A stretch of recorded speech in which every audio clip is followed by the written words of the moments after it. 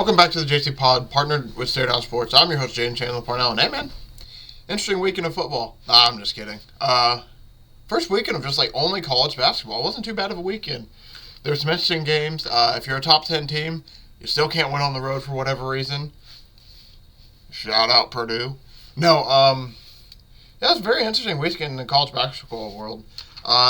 UConn has just officially become my most favorite to win the whole tourney after what I've been seeing.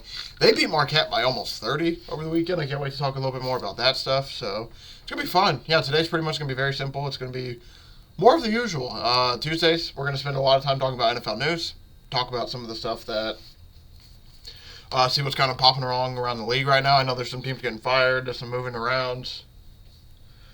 So there's some extensions. So we'll do a little bit of NFL news, and after that, I'm going to talk about some college basketball teams. First, before we talk about that, though, we'll go over the top 10. So pretty much going to be NFL news, top 25, not top 10. NFL news, top 25, and then talk some college basketball scores over the weekend and everything. So yeah, without any further ado, let's head right in. Man, I don't lie, I'm still kind of bothered by that Purdue game. It's been a few days now. Man, Virginia, too. I don't need to talk about Virginia. Apparently, the Vikings are going to be unwilling to give Kirk Cousins a fully guaranteed contract. That's not too shocking. Just his first 6 years he was in Washington. Jesus Christ, he was there, but not then. Minnesota. His first 6 years in Minnesota, he got a guaranteed contract. He signed a 3-year, $84 million guaranteed, fully guaranteed at that in 2018. And then he signed 2 extensions that kept him there until 2023. And then now I think they're kind of to the point where the building's like, listen, we ain't giving you another guaranteed. I think especially that's one of the reasons is he got older. And then 2, I think, is obviously because of the injury as well. I think them doing this too, I think they're kind of giving themselves an ultimatum. Like, all right, let's see if he does accept this, wants to come back, we'll sign him. If not, we'll move on. I think there's a little bit of gamesmanship to this. But yeah, I mean, it's not giving him guaranteed money. It's probably the smart thing if you're on the business end of it. Yeah, Minnesota has currently 23.8 is the number, I believe, million in cap space. So, I mean, and right now, yeah, Nick Mullins and Jaren Hall are the only 2 quarterbacks they have on the roster. And I can tell you, they're going to want to keep one of those 2.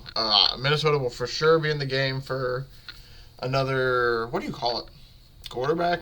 Another veteran quarterback? What type of quarterback do you think they're going to go for? Are they going to be a veteran quarterback team, or are they going to be a rookie quarterback team? I don't know. That's a really big question with Minnesota. Because obviously they're going to give Justin Jefferson that bag. And once they give him that bag, they're going to have to allocate money out somewhere else. So having a young quarterback would probably help. I think that's another reason for the guaranteed money, not giving him guaranteed money too, is they're like, shit, we're going to have to give Justin Jefferson all this guaranteed money. Chris Jones is probably going to be franchise tagged. I know the Chiefs will pick up their options. Here are some of the guys that are looking to get a second straight tag. Chris Jones, like I said, he's probably already going to get it. But he's going to make a good amount of money at least. That's a nice thing. And non-quarterback has... Wait, what? A non-quarterback has never received a tag worth north of $30 million. What? Yeah, which makes sense. Yeah, I don't know if he's going to get $32 million for a defensive lineman. I'm not going to lie. This thing I was looking at was making it sound like there's a chance. I don't know. I think the Chiefs will definitely keep him. Chris Jones has been a monster for them. Has been one of their best, been their best defensive lineman for sure. So we'll see when they do it there. Saquon Barkley, there's a chance that he get franchise tag again. I would not. Here's the projection. See, like, I'm not gonna lie. Go back to Chris Jones real quick. They have his projected franchise tag salary at $32 million. That has to be like full. That has to be all the money with the bonuses and everything. Because that's just, I'm not gonna lie, $30 million for. Don't get me wrong. I think Chris Jones is one of the best defensive linemen in the game. I just think it's insane to think that they're gonna franchise 1 year, pretty much, for $30 million. Just seems a bit wild, especially when you see Saquon getting $12 million. But maybe that's just the NFL now. Like, I know pass rushers are important and defensive linemen are important, but man. But yeah, no, Saquon Barkley has a chance to get tagged again. He said, like, it came out too that apparently Saquon is okay with getting designated for the tag as long as it's early in the window, but I don't know. We'll see. He's also come out recently and Miles said, I'm kind of okay with moving on from New York. So I think Saquon's kind of stuck in a little bit of a, man, do I want to, for my career, do I want to stay in New York or do I finally want to go somewhere else and try it out? I mean, he's starting to get older too, which is crazy to think about. He's been in the league. He's 27 years old now. I mean, obviously he's still a bit younger, but those running backs age a little bit quicker. It's just insane, man, how long he's been in the league now that we think about it. I feel like, because, I mean, he probably came in, 2016, 2017, something like that. Maybe even slightly sooner. It just feels like he's been in the league for like 3-4 years, but it's been like probably like closer to 6-7, which is just wild. T. Higgins is probably going to get franchise tag. There's almost no question. They aren't going to be able to pay him and Jamar Chase. They're going to have to find a way to keep both of them, so him being franchise tag, that's predictable. Josh Allen from the Jaguars and Brian Burns are two pass rushers that might get it. Would not be shocked there. Michael Pittman might get franchise tag. I just hope the Colts keep him. I damn near would rather them just sign him, but we'll see. I think that's where it's going to go. Apparently Jalen Johnson might get tagged. I'm very curious to see what that would happen. Christian Wilkins of the Dolphins, that's not too shocking. Antoine Winfield. I think a lot of those make sense. And Justin Madubuike for the Ravens. I think all of those make a lot of sense, especially because these are all players that have been really good, or I would say a lot of these are really good players, or they're players that are one step away from being great players. Like or they are great players. Christian Wilkins, great player. Justin Madubuike, good player, has a chance to be really good, great. Jalen Johnson, sneaky one of the best corners in the league, but he plays for the Bears, so you don't hear anything about him. I think he has a chance. We'll see. Let's see if there's anybody else. Jerry Sneed could be tagged. These are all could-bes. I don't know. All those names I've read before are most likely going to get tagged, and if they don't get tagged, then they're probably going to sign a deal. Obviously, that's how it works, but these are people that are more likely going to get a deal and not get tagged. They're just on there as well. Jerry Sneed, I don't know where he's going to go, because he's talking about he wants money. So now that he has a ring, he's talking about, like, they aren't going to be able to pay me and Chris Jones. So I don't know if he's going to come back to the Chiefs. I would not be shocked if they try to tag him, at least for this year, then to keep him, but we'll see. Baker Mayfield, he's probably going to get a bag from the Bucs. There was a little leak that made it sound like it was during Super Bowl week Radio Row. There's a little leak that came out of Baker, and I think it was Joe Montana, or it's Baker and somebody else talking. It's Baker and some veteran quarterback. It could be Dan Marino. We'll say Dan Marino just for this, because I can't remember who it was, but they were talking, and he made it sound like he's going to stay in Tampa Bay for a while. So that is something I'm very excited to see, because, man, Baker's just been passed around a lot, and it's about time for him to find a damn home. He deserves it, man. I mean, he played really, really well last season, I thought. Cameron Curl, safety for the Commanders, is going to maybe get a tag. Kyle Duggar, Xavier McKinney, Bryce Huff. These are all people who are bits from Jonathan Grenard. Marquise Brown, I would consider him a bit of a smaller name at this point. They're all smaller names that teams are most likely going to try to keep. And then Leonard Williams for the Seahawks, will probably try to keep him. They just got him, so I would not be shocked if they're just like, hey, can we at least try it out one more year? Tyron Smith wants to return to the Cowboys. He's set to become unrestricted free agent when the new league year begins in March. He hasn't played in every game since 2015, though. That's the only issue. Just sucked. I mean, it just sucked for him, the fact that he hasn't played in a full season since 2015. I mean, obviously he's missed 23 games the last 3 years, and if you do the math for those of you, I mean, I'll be honest, like, the past 3 years, what's that, 36 and 36, 18, like, 54? So he's missed about half his games almost in these last 3 seasons. Not a good stat to have. Tyron Smith is I guess I can say it was one of the best tackles in the game, but due to injuries and everything, man, it's getting rough out here for him. So it just sucks, man. Injuries suck, truly, because the Patriots are releasing Lawrence Guy and Adrian Phillips. I would not be shocked. These guys are probably going to get picked up. That sucks. These are two. I would say those are two like decently good pieces to lose, but especially defensively, their defense was pretty good. So obviously, I think I just saw that they're trying to clear up cap space. So that's definitely a cap space move. Kind of sucks because they're actually pretty good depth pieces, but we're gonna see, man. Some teams can be really happy to get a guy like Lawrence Guy on their defensive line as a backup. He's been pretty solid over the past few years. Ravens signed Aguilar to a 1-year extension. Probably good. I think you're going to try to keep this core together, run it back one more year, give Lamar another year in the system, see how that goes, which I really like. I think another year in the system will be very, very beneficial for Lamar. I just don't know if it's Mahomes. At this point, it's Mahomes' league, and we're all just living and watching it, man. So I'm curious to see if anybody can actually get him. Micah Parsons says Cowboys should give Tony Pollard another shot. I would hope they bring back Tony Pollard. I mean, they let Zeke go right away, and you could tell that they really missed Zeke last year. With some of those, there's a few running situations like, man, if they had Zeke, it would have been nice, but I understand why they did it. And then here we go. And then here's what Michael Parsons had to say about it, though. I would say towards the end of the season, Tony Pollard was catching his rhythm again, Parsons said. I do think he's an every down guy. You got to think he broke his fibula, tibia, something that's a catastrophic injury. You saw him increase, like he even said, and I'm just now getting back to my... Oh, okay. Sorry, the rest of that was actually just another quote from something else. But pretty much Mike is saying, like, he's finally starting to seem like he's getting towards himself at the end of the season. They would want him back. I'd assume the Cowboys want to keep him. I assume, like I said, at this point, they're going to run this group back with everyone but Dan Quinn. Who's the Cowboys' defensive coordinator? Zimmer. I think, they're going to run it back with everybody, and then including Zimmer this time. So, I mean, I won't lie. I think they should keep him. I think that's my final decision. I think they should keep him. I think Tony Pollard's pretty decent. I just hope, for the Cowboys' sake, that them... I mean, they're going to need more than Tony Pollard to help them get over their playoff woes that they've had, but he is definitely not a bad option at all.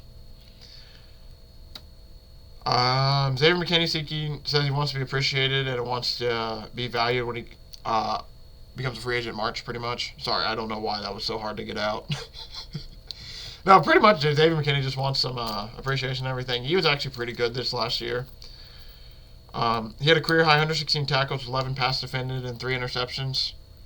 And last season while playing every down, every defensive snap. Now that is huge. Playing every defensive snap and having numbers like that, yeah. You're going to get a bag, man. If the Giants don't at least want to pay him, there's going to be somebody who wants to play him after that. By the way, the Kansas City Chiefs shooting we talked about, I think it was last week, there's 2 juveniles who were charged with the crimes. Apparently this all started from a difference of people. Apparently some people had differences, and that's what led to the shooting. So a mother and a popular disc jockey died in the burst of gunfire, and 22 others were injured. Half of them children, obviously. By Friday, 2 people remain in critical condition, and 1 was in serious condition. Most of the injured children were out of the hospital, expected to recover, which is awesome. That's the most important part of this, is everyone's going to be okay. Obviously, emotionally, it's going to be harder to deal with, but shout out to the kids, man. Kids are tough. Usually, they'll find a way to. They'll be a bit. I hate to say it, but this will be a big growing experience for them. A lot of these kids will take this and then have I hate to say a funny story, but some kids will have a funny story till the rest of their life. Like, hey, I got to go to a parade, and some jackass was. They can find the light. Like, there's kids who will find the light in this, and hopefully this will help them grow and everything. Because yeah, it's a super serious situation, and it's just sad. I don't think I saw where they have the years. I'm trying to see if this article has where they said. He said, so apparently somebody heard a man yelling so this is what apparently happened. Apparently, he said he heard a man yelling, "Stop." Oh, okay, sorry. So this is after the shooting. Apparently, sorry, I am all lost. I'm trying to find Okay, here we go. Apparently, the parade ended and the rally was sprawling at Union Station. So apparently, like, the parade, they just got done with the buses, were just getting off. And then all the shooting started and everything. I mean, you saw the videos, I think, online if you looked, of the people who were tackling the shooters and everything. Shout out to them, man, for real. Yeah, it's the story I was reading was apparently one of the what's the dude's name? Sorry, I can't. His name's Contreras. I'm just gonna leave with the last name. One of the dudes said he heard the guy running by, and there's people like get him, and then sure enough he tackled him. Shout out to some real people, man. Honestly, shout out to the real people who actually did some stuff, like who were tackling the. Obviously, you want to run away, get to safety. I'm not saying anything to those people. Shout out to the people who like saw the gunmen, saw those people, like, you know what? We're gonna do something about this. For real, those people are truly special. We need more of those people. I'm just happy to hear that. Obviously, this is very sad that one person died, but thankfully, I wish it could have been 0, obviously, but thankfully it was only 1. 22 were injured. A lot of them seem like they are going to recover. There's 1 that's in serious condition that hopefully will recover as well, but we just need to stop this, man. Hopefully people can go to goddamn rallies and have fun and celebrate their sports teams without bullshit going on. It's just sad, man. That's the biggest thing. There's a lot of bullshit going on right now that I don't get. People have been bullshitting lately, and it's just stupid, man. Athletes first directing clients to skip cognitive tests ahead of the NFL draft. I think this is a real thing, because it sounded like last year that the Texans were the one who released that C.J. Stroud stuff. Like, yeah, C.J. Stroud's a dumbass. He doesn't know how to play football. He doesn't know anything about the mental side of the game. It sounds like that's what all the Texans did, especially after those C2, S2, whatever dumbass tests were called. Sounds like that a lot of teams were taking advantage of that, be like, hey, that guy's stupid, he doesn't know what he's talking about. And then sure enough, a year later, these tests kind of like don't prove anything, seems like.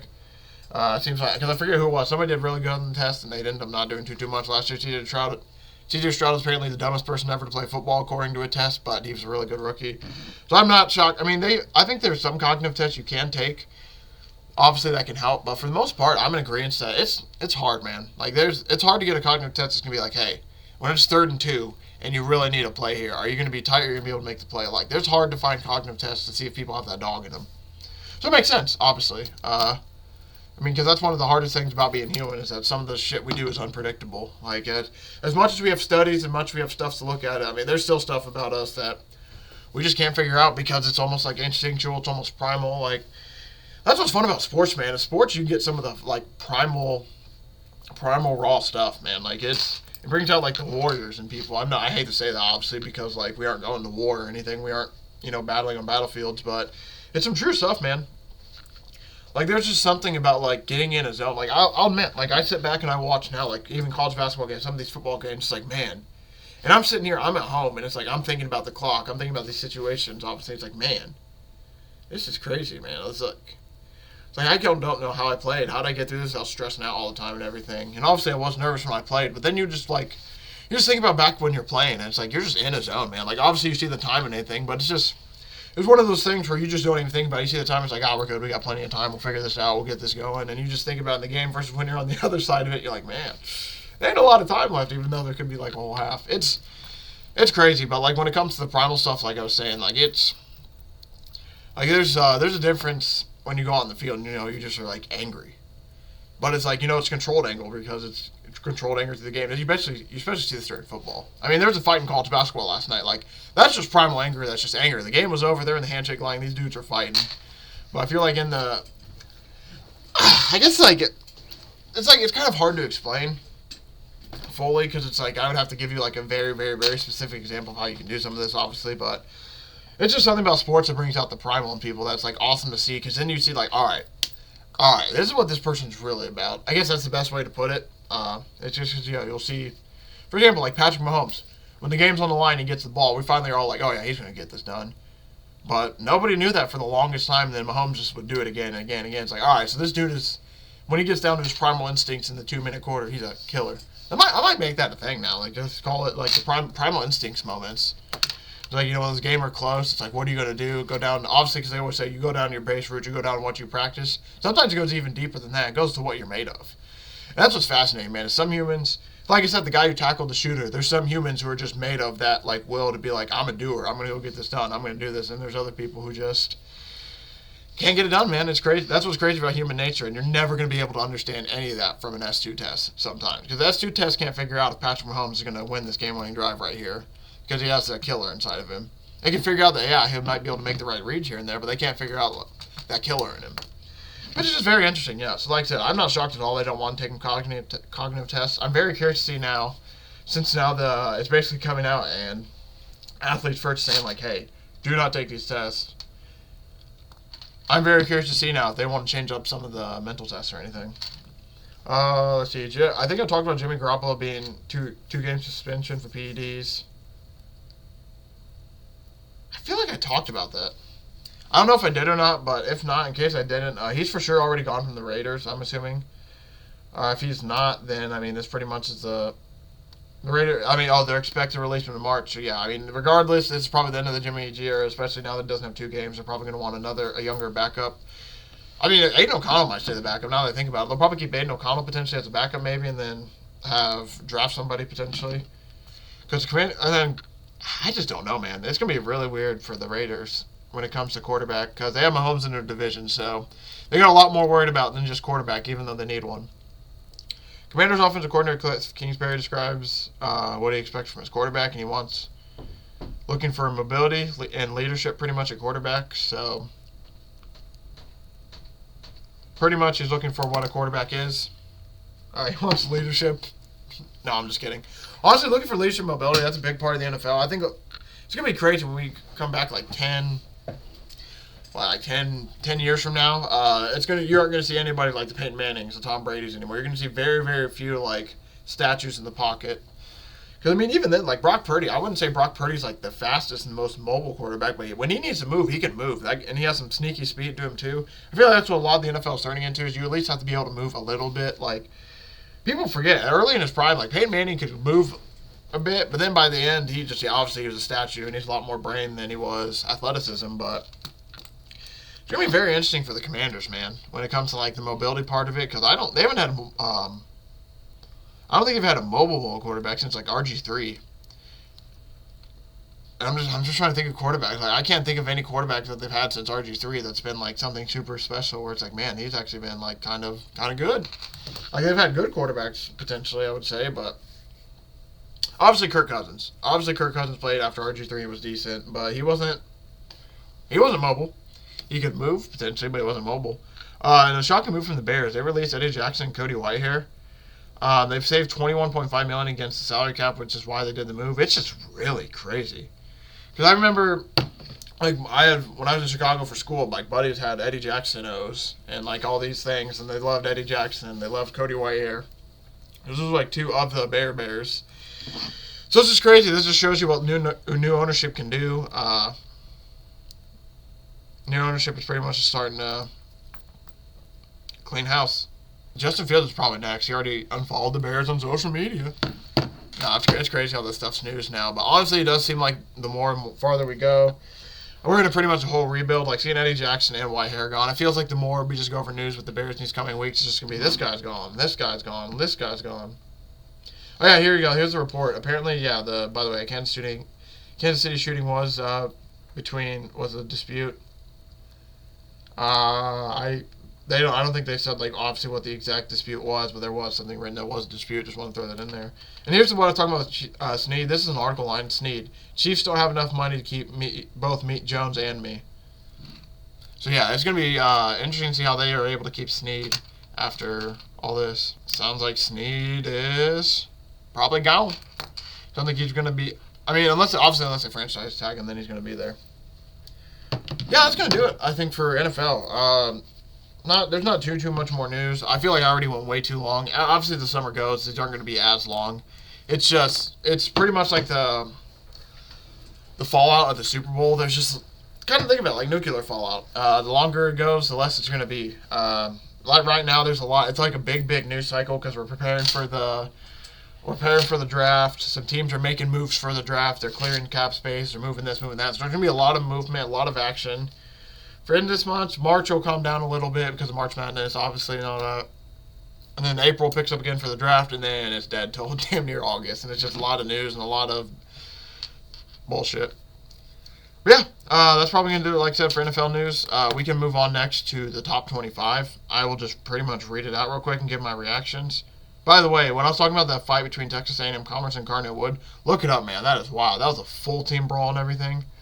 Shout out Houston. Won by 8. Needed them to win by 8.5. That sucks. Shout out Virginia. They are officially on the T-ball report. And for those of you who don't know, T-ball stands for they've been asked lately. They've been asked lately. That's the best way to talk about Virginia. I mean, they scored 49 last game.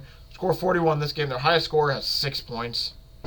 Like, they're big, I guess their stat leader. Like, this app chooses a stat leader. The stat leader is 6'3" and 2 for stats. I semi lost track. I have a cat. Side note. Got a cat that, for whatever reason, right under the door. She keeps pulling my door. My door, like, the way it's set up on I guess the frame, the hinges, I don't know which part of it's loose, but there's, like, just enough room where it can wiggle back and forth a little bit.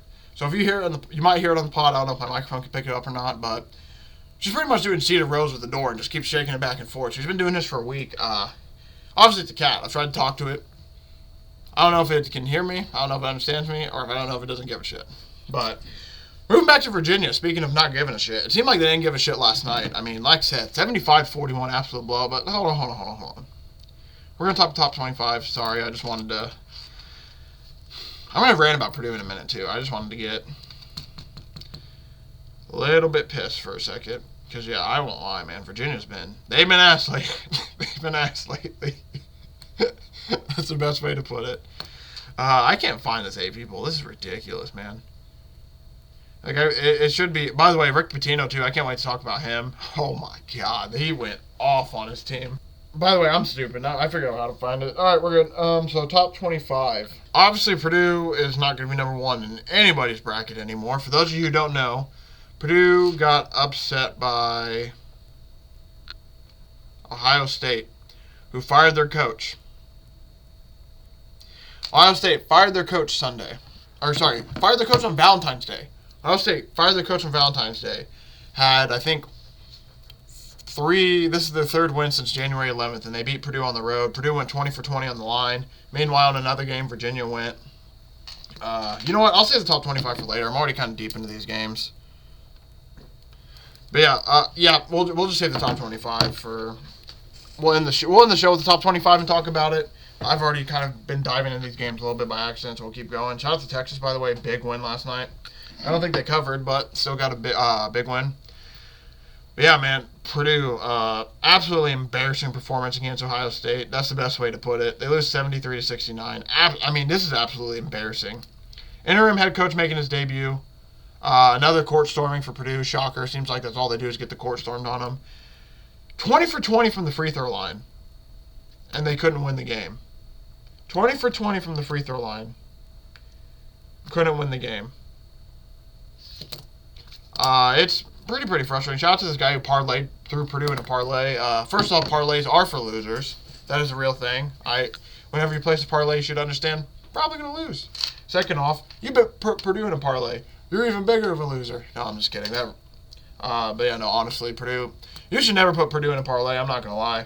They're 23-3, yes, but they are liable to lose any game at any point because it's Purdue basketball. I mean, I watched Bruce Thornton literally just dribble, cut under the basket, do pretty much a loop around, make a U. Sure enough, Purdue does the same thing. The screen comes. Braden Smith, or whoever it is, gets screened, gets stuck on the screen, or decides to stay with the guy. Zach Edey comes out on Bruce Thornton, and then Bruce Thornton just has him one-on-one. Anytime Purdue finally had a run or started getting momentum, they'd run this goddamn play. They ran it at some point, like under the 10-minute mark, under the 8-minute mark. They ran this play 6 times in a row, it felt like, where Bruce Thornton just pulls himself out. And he does a little bit of dribbling, clears enough space in mid-range to the mid-ranger. Only time it didn't really work is as he got closer to the basket. As he got closer to the basket, Edey was able to block him. Edey was able to contest it. But I'm telling you, from that free throw line range to 15-foot range, I mean, he was exposing Edey from that range. Because, I mean, Edey was just playing the paint pretty much. He would just naturally lean back. His natural lean was just going backwards. So even when he was playing defense and getting low, he was starting to already go backwards. So Bruce Thornton knew that. He just had to pick his spot, and he was able to pick good spots. So shout out to Bruce Thornton, man. 22-4-3. More the frustrating part of it, I'm frustrated with Ohio State. I feel like Ohio State should have been a way better team this season. I don't get why they've been so bad. This should have been a step up year for them. Another thing, what the hell, Purdue? 3 games, I'm telling you. Oh my God, man. Ohio State. So yeah, we'll go since January. So they won a game against Rutgers January 3rd, 76-72. After this, it goes IU, loss. Wisconsin, loss. Michigan, loss. Penn State, win. Nebraska, loss. Northwestern, loss. Illinois, loss. Iowa, loss. Indiana, loss. Maryland, win. Wisconsin, loss. I mean, they are just getting beat. If you can hear the door, I truly apologize. That's just getting ridiculous. Like I said, I mean, you see that. I mean, how many losses? 1, 2, 3, 4, 5, 6, 7, 8, 9. 3-9 since the start of January, pretty much. 3-9 since the start of January. 3-9 since the start of January, and they beat the number 2 team in the country. What's going to kill them is Purdue's perimeter defense. I mean, this happened with Minnesota. This is one of the main reasons I want to bring it up.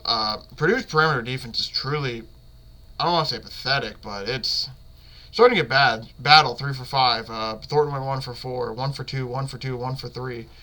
The biggest thing is just the timely 3-2s. It feels like that at some point, if a team really needs a 3, like they're going to get a wide open 3 within 2 or 3 possessions because they can just stretch out Purdue's defense. I don't want to call it Matt Painter, but it felt like that was one of the worst coach games Matt Painter's had in a while. So I'm very frustrated with him. I still don't know if I think he's a good Purdue coach, but I think he's a good coach. I just don't know if he's like great.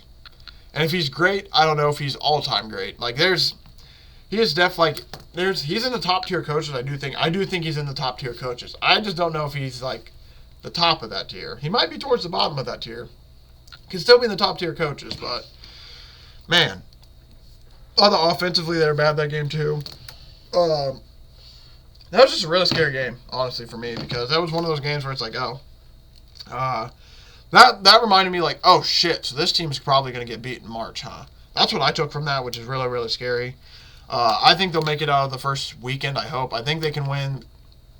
I hope they can win in the first round. I think they can win in the second round. That third round's where it's going to become issues for me. This is my prediction. I pray and hope I'm wrong. Trust. Let me tell you before I say this. I'm a Purdue fan. I think there's a chance that they win the first two rounds. Like I said, the third round and fourth round. So Sweet 16, Elite 8. Zach Edey gets in foul trouble, and that's what kills him. Because I'm not gonna call. I don't want to call it some kids so bad. Just some of their shooting. Here's some of Purdue shooting. 1 for 7 from a starting guard. I'm not going to call him out by name. I do like the kid. But 1 for 7. He's had a rough shooting show. He's made, at this point now, he is one of Purdue's, I would say, better shooters. He's 1 for 6, 1 for 5, 1 for 7 the last 3 games. If you want to go back further than that, he has a 3 for 7 somewhere, a 6 for 9. His last good game was January 31st. He went 6 for 9 against Northwestern. Since then, he's made 1 shot the last 3 games, and his shot selection's bad too. I know he's a shooter, but it's like when you're going 1 for 6, and then you watch a shot selection, it's like, man, bro, I don't know. I feel like I'm harping on Purdue too much. They're 22-3. I think regardless, I think they are a really good team. I just don't know if they're a great team, because we're going to talk about a great team here in a minute. I'll just talk about them now, I guess. UConn, like I said. UConn beat the absolute dog shit out of Marquette. Beat them by almost 30. You saw the edge they had. Cam Spencer was yelling in somebody's face as they're up 30, just ripping into Marquette. That was supposed to be one of the games of the weekend. That was a 30-point blowout. I think, shout out Gary Parrish and Matt Norlander. They were talking about this in their pod. They said, I bet you Dan Hurley showed the boys in that locker room, like, hey, they said we aren't the number 1 team in the country. Let's go show them we're the number 1 team in the country. Because those boys played with, like, their asses were on fire. And I think the opposite happened. I think Purdue saw they were the number 1 team in the country. Like, oh, shit, we good. All right. We're playing Ohio State. They just fired their coach. We'll be fine. And then they're going there and get that dog walked with them. I know Purdue only lost by 4, but that's getting a dog walking by a team in Ohio State. They let Ohio State score 73, man. Which obviously I know isn't crazy because it's college basketball, but like they're scoring 62 against Wisconsin. I guess Ohio State can score a little bit, but against some of these other teams, they scored 58 against Northwestern. It's the perimeter shot, man. Purdue's just getting killed with the 3-pointers. Minnesota almost beat them by hitting a shit ton of threes. They went 9 for 15 in the first quarter. That's gonna be the biggest worry for me with Purdue is their perimeter defense. It's getting shaky, man. It's almost March, so it makes me even more nervous. Shout out Florida Atlanta real quick. I want to talk about them. They're going to bounce to another Big Ten team. They ended up losing by 4, but the biggest thing, they were down 25 at one point, and this game should have been way over. I remember literally seeing it about like 25 or something. I had plus 11 with FAU. I'm like, Jesus Christ, this shit's over. I had a money line, but the money line at that point, I think it was like plus 100, but for them being down 25, it's like, I don't even care if that shit wins at this point. It's not even going to be, because at that point, it might be a weird way to look at it, but this kind of happened with Matsuyama. I bet Hideki Matsuyama got him plus 300 to win the Genesis Invitational, I think was the last golf they just did. He ends up winning. I'm super happy to see, obviously, because I won $100. But then I learned later, like that exact morning, he's like 150 to 1 odds, or he's something massive like that. And you sit there just like, damn, I feel like a loser. I didn't get a lot of money compared to that. That's kind of how I felt about this game with FAU down as much as they were. But shout out to them. They ended up covering to 11. Southern Florida, they've been really, really good. First in the AAC. Sadly, I think the only way that they win, the only way they get into the tournament is by winning. I think they got to win out, which is potentially doable. They play UTSA, SMU, Charlotte, Tulane, Tulsa. They got to win out, and then they got to put on a really good performance in the conference tournament. They have 2 bad losses at home. That's what killed them. They have a loss to Maine at home, and then they have a loss to somebody else, Central Michigan at home. Those 2 losses at home pretty much have killed them. If they don't have those 2 losses, this is a 21-3 team, and they definitely for sure are in the conversation to make the tournament. So shout out to South Florida, man.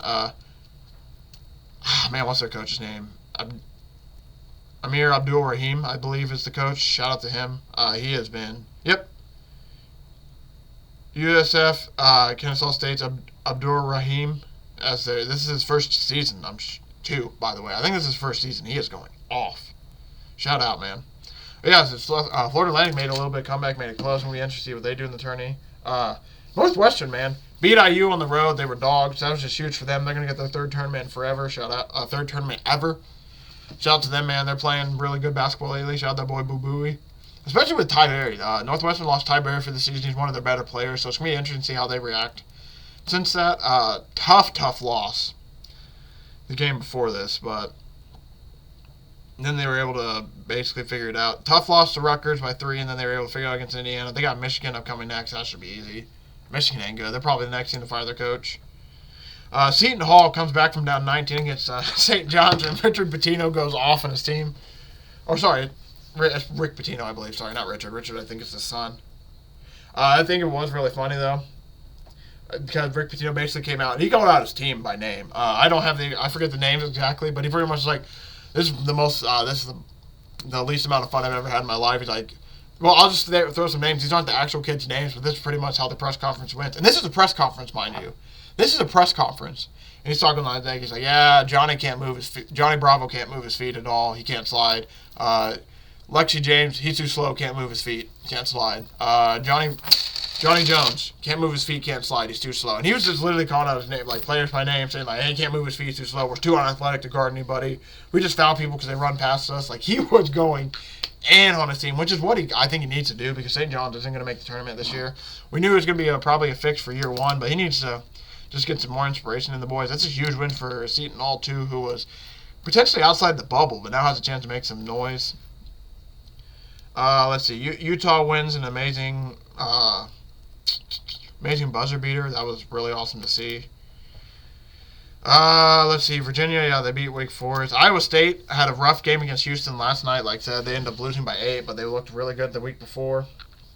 I mean, I'm not gonna lie. There hasn't been. There's been a lot of craziness in college basketball. One of the things I wanted to bring up: top 10 teams, man. I'll say this to lead into. Actually, I'll save this for a second. I'm going to talk about the top 10 teams to lead into the top 25, and that's probably where we're going to end it. I just want to make sure I talked about. I want to see if there's any big games I've missed since Thursday. So Tuesday, Monday, Sunday, Saturday. Saturday's probably going to be the big one. Alabama gets a big win. That's huge. Creighton wins against Butler to set them up against a bout with UConn tonight. BYU losing to Oklahoma State was a big loss for them. Obviously, North Carolina beats Virginia Tech, yep. Wisconsin lost in overtime to Iowa. This is another Big Ten team that I've lost all faith for. I don't know what the hell's going on with Wisconsin. I think they're on like a 4-game slide. If they aren't, they've lost 4 of their last 5. Sorry, they've lost 5 out of their last 6. I mean, they're on an absolute free fall. I don't know what the hell's going on with them at this point. I just can't bet on Wisconsin again. Shout out LSU, too. LSU, I came on the show Thursday talking about how Buddy missed a floater to win the game. LSU said, nah, not this time. They ended up actually winning. And they beat South Carolina 64-63. South Carolina, huge loss to... they're on a rough 2-game losing streak. They're 21-5, still decent, but they lost by 40 to Auburn, and then they lose by 1 to LSU. That's tough. Especially the LSU one. LSU's not ranked, so that's going to hurt a bit. Kentucky beats Auburn, which is a huge win for them, which is hilarious. Auburn at home scores 101 and beats South Carolina by 40. Next game against Kentucky, scores 59, loses 70-59. Just funny how college basketball works, man. 1 week you're the best, 1 week you're not. Indiana State loses again. Man. Shout out Arizona, too. Arizona wins by 45 against Arizona State, but man, bro. Shout out Indiana State, man. Finally gets ranked, and they just decide, we're done. We don't want to be ranked, actually. Sucks. But okay, we'll go over the top 5 or top 25 real quick to go call it out, and then I'll just end the show pretty much talking about this quickly. Connecticut, number 1. I think they had all the first place votes. I think it's very easy. Very, very easy to put them at first place. I think they would have been my first place team. Houston, number 2. I think I agree with that. Purdue, number 3. I'm pretty sure I agree with that as well. And then Arizona 4, Tennessee 5, Iowa State 6. Marquette 7. I think I agree with the top 7, honestly. I'm not mad at that top 7 at all. Duke 8, Kansas 9, North Carolina at 10, around the top 10. Then it goes Baylor, Illinois, Alabama, Auburn, Creighton at 15. Dayton, Kentucky, St. Mary's, San Diego State, South Carolina at 20. This was as of Monday, by the way. This is the Monday AP poll. South Carolina 20, like I said. Washington State 21. Colorado State 22. Texas Tech 23. Florida 24. BYU 25. So, yeah, Indiana State falling at the playoffs. Or, I guess not the playoffs, Jesus Christ. The, whatever you call it, the top 25. The weird thing about Purdue is Purdue's had a really good strength of schedule. If you look at Purdue's body of work, like the teams they've played, I think they're like 15-2 or 3, and I think it's 15-2, and like quad 1 and 2 play. By the way, I'm not even gonna get in the whole our quadrants right or whatnot, because it's hilarious how Wake Forest loses to Virginia, scoring 47 points on Saturday, but then wake up Sunday, and because Florida beats Georgia Tech, they now have a quad 1 win. The way the quadrants work is wild, but yeah, Purdue had some better quadrant wins here and there, but if you watch UConn's, Purdue's played, I would say, potentially tougher teams, maybe. But if you watch UConn's body of work, man, they're beating teams by 40, beating teams by 50, being disrespectful to their mamas. They are playing some great ass basketball. I'm not gonna lie, the only way UConn I think loses is if the pressure of going back to back and if they beat themselves. Truly, nobody's gonna beat them if UConn comes into a game and they're, I would say, 90% of UConn or anything higher, you're done. You're absolutely done. It's just insane. I'll read you off their schedule. Like I said, Marquette, they just beat Marquette 53-81 is how bad they just beat up Marquette. Beat the brakes off them boys, pretty much. Beat DePaul 165. I know it is DePaul, though, so I'm not going to hold that. Georgetown 89-64. Yeah, it is Georgetown. We get that. Butler was a good win, 71-62, 77-64 against Seton. Against St. John's. They beat Xavier 99-56. Beat Profit 74-65. This is a good-ass basketball team. They're playing Creighton again tonight. They already beat Creighton 62-48 at home. Now they're going to see if they can do it at Creighton. Man. And they're going to end the season with Villanova, Seton Hall, Marquette, and Provi. Going to be a fun way to end the season for UConn. Man. Shout out to UConn, man. I would say it's UConn, Houston, Purdue, everyone else. I would say Purdue's closer to everyone. I would say Purdue's, I would say, probably about the point where it starts to bow out slightly, especially after the loss to Ohio State. They damn near went from, the top of the club to they're on the borderline. Maybe I should go home a little too drunk. I don't want to talk about Purdue, man. They piss me off. But, yeah, no, that's going to do it for today, honestly. That was not too bad at all. When I come back on, I'll probably be back on. I think I'm going to be back on tomorrow to talk with my boys some more college basketball. I'm going to double check with him. If he's all good, then we'll probably have a little bit more college basketball talk tomorrow. Just probably go for his rankings for the top 10, who he likes to march, some stuff like that. It's nothing too crazy. It'll be probably a quick pod just to talk to the college basketball experts. See if there's anything I really missed today or didn't add in. But yeah, we'll figure that out tomorrow. I need to see if he's all good. I'll double check with him. But that's that. Thanks for all watching. Thanks for the support. I really do appreciate it. Man, it's going to be a fun one, man. Before you know it, we're going to be, boom, March Madness is going to be here. We're going to be talking about the madness. Then that's going to be gone, and all of a sudden it's NBA playoffs. And then it's golf and baseball, man. It's wild. Sports are really... Time's really flying. It's already February 20th. That's unbelievable, man. I felt like it was just the Super Bowl. And it's already a week removed. Man, what is time? Thank you all for watching. Thank you for the support. Really do appreciate it. I will see everybody on this feed. Assuming if my boy's good, I'll see everybody on this feed tomorrow. If not, I will see everybody back on this feed on Thursday. I don't know what we're going to do Thursday. I think Thursday, I don't know if I want to do stories just yet. I might finish out the month just pretty much catching up on college basketball because we haven't talked about it a lot this season. So I've been able to finally get my eyes on more teams, finally get more thoughts and see how visualize some things that some teams can do and all that. So hopefully Thursday, I don't know if we're going to do a story Thursday. We might not. Might just be all college basketball this week. We'll figure it out. But thank you all for watching. Thank you for all the support. I will see everybody, like I said. I'll either be back on tomorrow, assuming all's good with my guy. But if he's not, then look for it next week. If not, it'll be Thursday. So either Wednesday or Thursday will be the next pod. Keep an eye out. For sure Thursday, maybe Wednesday. We'll see.